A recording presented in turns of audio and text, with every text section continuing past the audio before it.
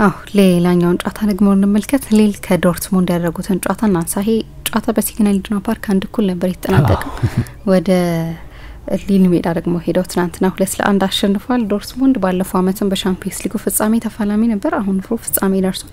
ቀላል ጉዞ አይደለም። በተለይ ደግሞ እንደ ዶርትሙንድ አይነት ጥሩ ሲዝን እያሳለፈ ላልሆነ ቡድን ቀላል ጉዞ አይደለም። ይሄ ቻምፒዮንስ ሊግ ውድድር ሲመጣ የሚኖር በቡንደስሊጋው የማይታይ ተነሳሽነት አለ መሰለኝ። በቀደም በሲግናል ኢዱና ፓርክ በአውክስቡርግ 1-0 ከተሸነፉ በኋላ የቦሩሲያ ዶርትሙንድ ተጫዋቾች ላይ ከቢጫው ግድግዳ ኃይለኛ የተቃውሞ ጩኸት ነበር። የክለቡ ሰዎችም ይለቃሉ። አሁን ሃንሲ ዮአኪም ቫትስከ ሌሎችም ሰዎች በኃላፊነት አሁን ሚሼል ዞርክ ከቅርብ ጊዜ በፊት ለቀዋል። እንደ ላርስ ሪከን አይነት የቀድሞ የዶርትሙንድ ሌጀንዶች መጥተዋል። ሴባስቲያን ኬል ትልቅ ኃላፊነት አለው። ብዙ የምስቅልቅል ጊዜ ነው ለቦሩሲያ ዶርትሙንድ። ይሄኛው የውድድር ዘመን ደግሞ በእኔ የቡንደስሊጋ የማየት ልማድ መጥፎ የዶርትሙንድ ቡድኑን ያየሁበት ነው። ያው የ2002ቱን ቡንደስሊጋ ካሳኩ በኋላ አስቸጋሪ አመታት ነበሯቸው ሜዳ ውስጥም በፋይናንስም። ግን ይሄ ከዛም የከፋ የውድድር ዘመን ይመስለኛል። ባለፈው አመት 5ኛ ነበሩ በቡንደስሊጋ። አሁን ደግሞ ከዛም በጣም የለየለት መጥፎ አመት ነው። ኑሪ ሻሂን ተሰናብቷል። አሁን ኒኮ ኮቫች ነው አሰልጣኙ። የመጀመሪያው ጨዋታ ደግሞ በሜዳቸው 1-1 ስለተለያዩ እና ሊልም ሊያሸንፍ ይችል ስለነበር በዛ ጨዋታ ላይ በፈጠራቸው የጎል እድሎች አሁን በስታድ ፒየር ሙርዋ በሰሜን ፈረንሳይ ጨዋታው ሲደረግ የተሻለ ግምት የነበረው ለሊል ነው። ደግሞ ሊል በዚህ አመት ሪያል ማድሪድን አሸንፏል፣ አትሌቲኮ ማድሪድን አሸንፏል። በቻምፒየንስ ሊግ ከ1 እስከ 8 ባለው ስፍራ ውስጥ ነው የጨረሰው። ጥሩ የቻምፒየንስ ሊግ ሲዝን እያሳለፈ ያለ ቡድን ግን ትላንት ቻምፒየንስ ሊግ ሲመጣ የሚያንሰራራ ቡድን፣ የሚያጠቃ ቡድን፣ ደፋር ቡድን ነበር የነበረው። በጊዜ የተጀመረ ጨዋታ ነው። የድሮውን የክሎፕን ቡድን ሁሉ የሚመስል ማጥቃት ነበር። ጨዋታውን በመጥፎ መንገድ ነው የጀመሩት። እንዳየሹ ኢስማኤሊ የሚባል ብራዚላዊ ተከላካይ ያላቸው ሊል ከድሮ ሻክታር ዶኔትስክ ተጫዋች ነበር። በፓውሎ ፎንሴካ ጊዜ ነው የመጣው። እሱ ክሮስ ያደረገውን ኳስ ነው ጆናታን ዳቪድ በሁለት የቦሩሲያ ዶርትሙንድ ተጫዋቾች እግሮች መሀል ጎሉን ያስቆጠረው። መጀመሪያ ኒኮ ሽሎተርቤክ፣ በኋላ ግሪጎር ኮቤል። በእንደዚህ አይነት ድባብ ውስጥ የመጣ ቡድን በአጭር ጊዜ ጎል ተቆጠረበት በስታድ ፒየር ሙርዋ። ከዛ 10 ደቂቃ ውጪ ግን የመጀመሪያ አጋማሽ እስኪያበቃ ድረስ ሁለተኛው አጋማሽም ከተጀመረ በኋላ ብዙ ጊዜ ስለ ኒኮ ኮቫች ቡድኖች ማናነሳው አይነት ማንንም ፍራንክፉርትንም ቢያሰለጥን ዶርትሙንድንም ቢያሰለጥን የክሮኤሽያ ማሰልጣኝ ያለ ቮልፍስቡርግንም ይዞ በአብዛኛው በሪአክቲቭ አጫወቱ የሚታወቅ ቡድን ነበር። ምናልባት ትላንትና ኮርነር እንደያዘ አይጥ ስለሆነ በቃ ማምለጫ ስለሌለው የግድ መናከስ ስለነበረበት ሊሆን ይችላል። ወዴትም ሊሄድ አይችልም። እየተመራ ነበር። ሲዝኑ ሊያድን የሚችልበት ብቸኛው እድል የትላንትናው ጨዋታ ነው ነበር። ቀጣይ ትልቅ ባላጋራ አላቸው ባርሴሎና።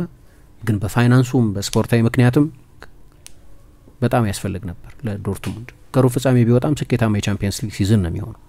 አምና ፋይናሊስት ነበር። ከዛ በኋላ ያየሁት የማጥቃት እግር ኳስ ግን ደፋር የማጥቃት እግር ኳስ ነው የነበረው።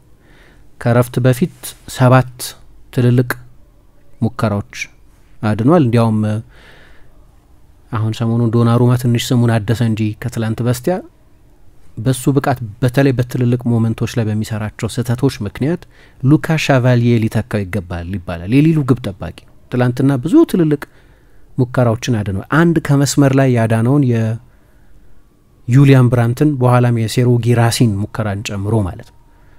ስለዚህ ትላንትና ዶርትሙንድ በዝም ብሎ በምንድነው ስማሽን ግራብ በሚሉት በሆነ መንገድ በግርግር ሳይሆን በጣም በተሻሻለ ማጥቃት በዚህ ውድድር ዘመን ብዙ ጊዜ ባላየ ነው የማጥቃት ኃይል ነው ሊልን ከሜዳ ውጪ ያሸነፈው።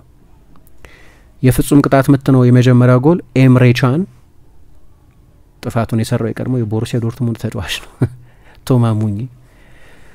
በኋላ ደግሞ ሌላ ውብ ጎል ከዚህ ጎል መቆጠር ከ10 ደቂቃ በኋላ ማክሲሚሊያን ባየር ነበር ያስቆጠረው። 17 ሙከራዎች ነው ያደረገው። 2 ጊዜ ብረት መልሶበታል። 2.84 ነው የቦሩሲያ ዶርትሙንድ ኤክስጂ የነበረው።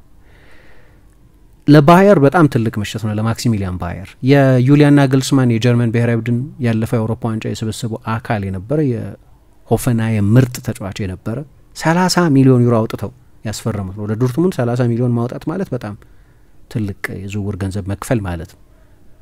መጣና በአብዛኛው ያው ባለፈው ክረምት የፈጸሟቸው ዝውውሮች ብዙ ይተቻሉ። ባለፈው ክረምት ብቻ ሳይሆን ባለፉት ጥቂት አመታት ብዙ ከተተቹት መካከል አንደኛው የቫልደማር አንቶንም ብዙ አልሰራም እስከ ቅርብ ጊዜ ድረስ። ሌሎቹም ዝውውሮች ብዙ ገንዘብ ያፈሰሱባቸው ተጫዋቾች ስኬታማ አልነበሩ። ከነዚህ መካከል ብዙ የሚወቀሰው ማክሲሚሊያን ባየር ነበር። በቀደም ለምሳሌ የመጨረሻው 20 ደቂቃ ምናምን ላይ ተቀይሮ ነበር የገባው ከኦክስቡርግ ጋር በነበረው ጨዋታ። ከቡንደስሊጋ ምርጥ የማጥቃት ተጫዋቾች መካከል አንዱ ነበር። ማርኮ ሮይስን እንዲተካላቸው አስበው ነበር ያመጡት። እንዲህ አይነት ሞመንት ግን አልነበረም። 6 ጎሎች አስቆጥሯል፣ 4 አሲስቶች አሉት። ግን ኤክስፔክቴሽኑ ከፍተኛ ስለነበር ከዶርትሙንድ የቅርብ አመታት የስኬት ማሳያዎች የዝውውር ስኬት ማጣት ማሳያዎች መካከል አንዱ ተደርጎ ይቆጠር ነበር። ትላንትና ግን ውብ የግል ክህሎቱን ያሳየበትን ጎል ነው ያስቆጠረው። አስደናቂ ጎል ነበር። ሌላኛው መነሳት ያለበት ያው የቶማ ሙኜ ጉዳይ ነው። ቶማ ሙኜ ወደ ትራብዞን ስፖር ከመሄዱ በፊት ለአመታት ለ3 አመት ተኩል ገደማ የቦሩሲያ ዶርትሙንድ ተጫዋች ነበር። ይሄ ቤልጂየም ብሔራዊ ቡድን ተጫዋች ከትራብዞን ስፖር በኋላ ወደ ሊል ነው ሄደው። ለልምዱ መሰለኝ የሚጠቀሙበት እንጂ አንድ ቲያጎ ቶማስ የሚባል በጣም ጎበዝ የፉልባክ አላቸው እንደ ጆዋው ካንሴሎ የሚጫወት አይነት። ይሄኛው ግን የበለጠ ኤክስፒሪየንስድ ነው። ስለዚህ እሱን ፈልገውት ነው ያመጡት። ትላንትና ግን ዶርትሙንድን ለመጥቀም አስበው እንዳልሆነ አውቃለሁ የዶርትሙንድ ተጫዋች ስለነበር። ግን የፍጹም ቅጣት ምቱ የተሰጠው እሱ በሰራው ጥፋት ነው። ደግሞ ምን ይደረግ ነበር? አሁን ኒኮ ኮቫች ሪአክቲቭ አሰልጣኝ ቢሆንም የፕሬሲንግ አሰልጣኝ ነው። እንደ ጀርመን አሰልጣኝ ልትቆጥሩ ይችላልሽ። ክሮኤሽያ ቢሆንም የተወለደው በበርሊን ነው እና ሆን ብለው ብዙ ኳስ እንዲያገኝ የሚያደርጉት ለሱ ነው። አምና ማንቸስተር ዩናይትድ ሲጫወት ሆን ብለው ለራፋ ቫራን ኳስ እንዲይዝ እንደሚደረግ ማለት ነው። ቫራን በጣም ጥሩ መስመር ሰንጣቂ ፓስ የማቀበል ችግር አለበት። በጣም ቤዚክ ፓሶች ነው የሚያቀብለው። ስለዚህ ሆን ብለው ሊሳንድሮ ማርቲኔዝ የሌላ ተጫዋች ሳይሆን እሱ ኳስ እንዲይዝ ይደረግ ነበር። ፕሬስ ለማድረግ ይመቻል። ዲስፖሰስ ታደርጊዋለሽ። ትላንትና ታርጌት የተደረገው እሱ ነው ማኑኤል ቶማ ሙኜ እና ሜዳ ውስጥ ከነበሩ ተጫዋቾች በሙሉ ብዙ ኳስ የተበላሸበት እሱ ነው። የዶርትሙንድ ተጫዋች ስለነበር በደንብ ያውቁታል። 81 ጊዜ ነው ኳስ ከሁሉም የዶርትሙንድ ተጫዋቾች በላይ ኳስ የነካው እሱ ነው። ከሁሉም የዶርትሙንድ ተጫዋቾች በላይ ብዙ ኳስ የተበላሸበትም እሱ ነው እና እንደ ዊክ ሊንክ ቆጥረውታል። ሁሌም ችግር የነበረው እሱ ነው። በቃ ለቤልጂየም ብሔራዊ ቡድንም የመሀል ተከላካይ ይሆናቸዋል። ቬርቶንግን፣ አልደርቫይረል፣ ኮምፓኒ፣ ቨርማለን አይነት ተጫዋቾችን ያፈራሉ። የፉልባክ ችግር አለባቸው ሲባል ከሚጠቀሱት አንደኛው እርሱ ነበር። አስተማማኝ ፉልባክ አልነበረም። ትላንትና እንደዛ አደረጉት። ከዛ አንዴ ትቶት ሄደ። በሊል ከተማ የተወለደው ሴሩ ጊራሲ የሊል ሲደግፈው ያደገውን ቡድን ነው ትላንት የገጠመው። ትቶት ሄዳ አለፈው። ለምንም ሪከቨር ለማድረግ ሞከረና ግን በኋላ ጥፋት ሰራ። የፍጹም ቅጣት ምት የተሰጠው ኤምሬ ቻን ያስቆጠረ የፍጹም ቅጣት ምት ሴሩ ጊራሲ ላይ እሱ በሰራው ጥፋት ምክንያት የተቆጠረ ነው፣ የተገኘ የፍጹም ቅጣት ምት ነው። ስለዚህ እንዴት አድርገው የዶርትሙንድ ድክመት ነው ብሎ እንዳመኑ የሚያስገርም ነው። በሱ በኩል ነው ብዙ ኦቨርላፕ የሚያደርገው ዩሊያን ሪየርሰን ይመጣ የነበረው የስታቲክ ፉልባክ ነው፣ ብዙ የሚያጠቃ አይደለም። ለምሳሌ እንደ ሌሎቹ በዶርትሙንድ በቅርብ አመታት እንዳየናቸው አምና ለምሳሌ ያን ማትሰን ነበር ወይም አሽራፍ ሀኪሚ ይዛ ሲጫወት እናውቃለን፣ ወይም ሌሎችም ተጫዋቾች እንደዚህ አይነት አይደለም። ትላንትና በተደጋጋሚ ኦቨርላፕ ያደርግ ነበር። ከሱ ፊት ነው ማክሲሚሊያን ባየር ይጫወት የነበረው። ስለዚህ ሁሌም 2-1 ያደርጉታል። በቂ ከቨር አልነበረውም እና መጥፎ ምሽት ነበር ለሱ የዶርትሙንድ የቀድሞ ተጫዋች በመሆኑ ምክንያት እና ትላንትና እንግዲህ በእነዚህ ጎሎች አማካይነት በቡንደስሊጋ የከፋ የውድድር ዘመን እያሳለፈ ቢሆንም ግን በቻምፒየንስ ሊግ በመጠኑ ደህና የውድድር ዘመን ልክ እንደ ባለፈው የውድድር ዘመን ሁሉ ሲዝኑን ሙሉ ለምን የከፋ እንዳይሆን የሚያደርግ ጉዞ እየተጓዘ ነው። እስከ ሩብ ፍጻሜ ድረስ መጓዝ ትልቅ ስለሆነ ለዩሊያን ብራንትም ጥሩ ነው። መቼስ ዩሊያን ብራንት 10 ቁጥር የሚለብስ ተጫዋች ያለበት ሸክም ይታወቃል። 10 ቁጥር ነው የሚለብሰው። በቅርብ ጊዜ ሌሎች ትልልቅ ተጫዋቾች ለቀዋል። የጀርመን ትልቁ ኮከብ ይሆናል የሚል ግምት ነበር። እንዲያውም ኒኮ ኮቫች ከጨዋታው በፊት ከጀማል ሙሲያላ ና ከፍሎሪያን ቪትስ ጋር የቡንደስሊጋ ምርጡ 10 ቁጥር ነው የሚል አስተያየት ይሰጥ ነበር። ትላንትና እንዲያውም አይተሹ እንደሆነ ጨዋታው ካለቀ በኋላ ኤምሬ ቻን ነው የጨዋታው ኮከብ ሽልማት የተሰጠው። እንካ ብሎ ሊሰጠው ይሞክር ነበር፣ ለሱ ያስብላል ፎቶ ሄደ። እሱም ጥሩ ተጫውቷል። ዶርትሙንድ ጥሩ ምሽት ነበር። ከፉትቦል ክሉብ ባርሰሎና ጋር ይጫወታል ማለት ነው ዶርትሙንድ።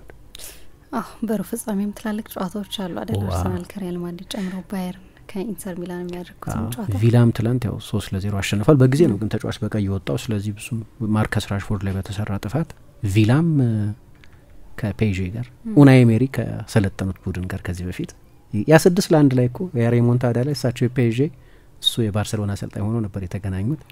በድጋሚ ይገናኛሉ እነሱ። ትላልቅ ጨዋታዎች አሉ። ባየርን ኢንተር ከኢንተር ሚላን የሚያደርጉት ጨዋታ በጣም ጠንካራ ይሆናል።